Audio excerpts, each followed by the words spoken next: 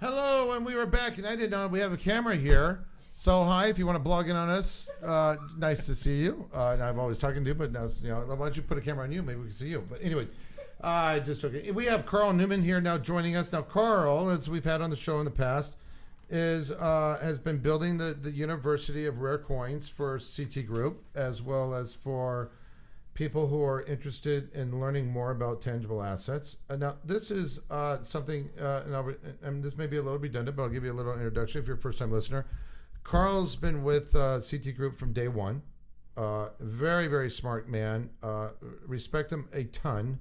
And he came to me and said, because he knew that education was one of my major platforms for this company. We were going to write a book. He said, "Don't write a book, Todd. It's going to be, it'll have a shelf time of 20 days and then nobody will care. Okay, why don't you do a university?" And I said, "What's a university, Karl?" And he said, he showed me this whole new world I had nothing, that I knew nothing about. And I'm like, "Karl, that's going to be a very big project." He goes, "I know, I've done many of them, but listen, Todd, if you want to leave a legacy, if you want to educate your consumers, if you want to do it the right way, then this is the way you do it." And then he said, I will work with you on it, which actually he's really kind of taken it all over. We have launched part of it in Chicago, right, Karl? First of all, absolutely. Hi, Karl. Sorry. Hi, Todd. I'm just so excited to have you on the show. And just give me a little bit. We launched our first run in Chicago. We had overwhelming response. What'd you tell? Incredible. Smithsonian came to we us? had the Smithsonian there. We had the United States Mint there. We had wonderful Whitman Publishing, the largest numismatic publisher. We had Coin World and other.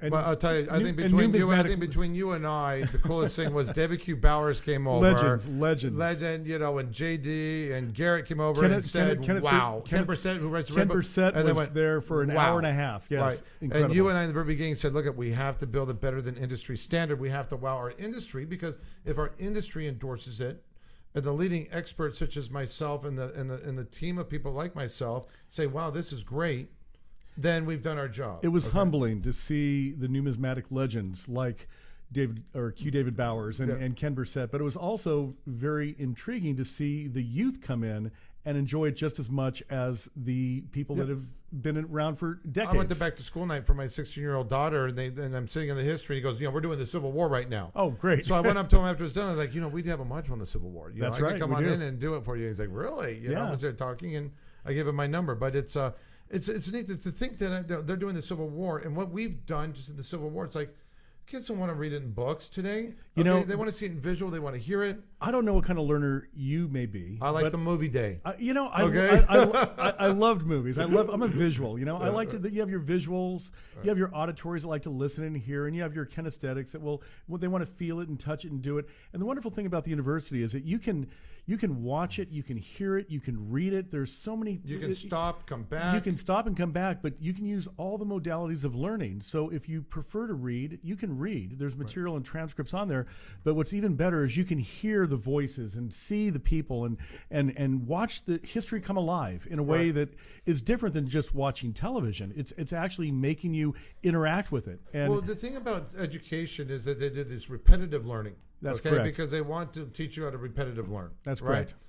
And I've learned for me, and I'm looking, I wasn't a straight A student in high school, but the repetitive learning thing didn't work for me. Okay, it's like, let me see the test. What do I got to study for? Boom. Yeah. I don't remember it.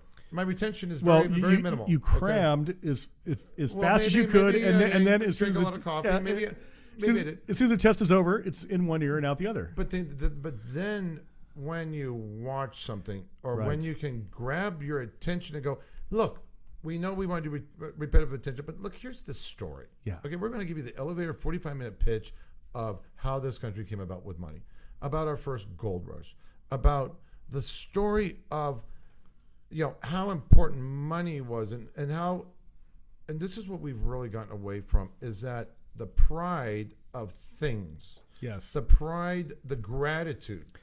Because as we see in the university, this country had a lot of gratitude for a lot of things. Absolutely. At this point as we were growing, and it seems as if our gratitude has turned into almost what's the right word, like an expectance, or like what's the word? People forget where we came from to get to where we are. It was not an easy road. Well, it was not an easy road from even before the Mint Act of 1792, when people were putting together their territorial coins or their coins in their states, early colonial coinage, all the way through.